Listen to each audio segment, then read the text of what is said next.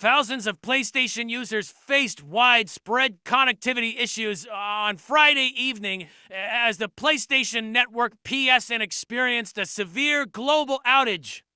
The disruption, which began at approximately 5:20 p.m. ET, left many gamers unable to access online services, log into their accounts, or make purchases on the PlayStation Store. Reports of server failures surged, reaching their peak at today, with Down Detector registering over 68,000 complaints within a short period.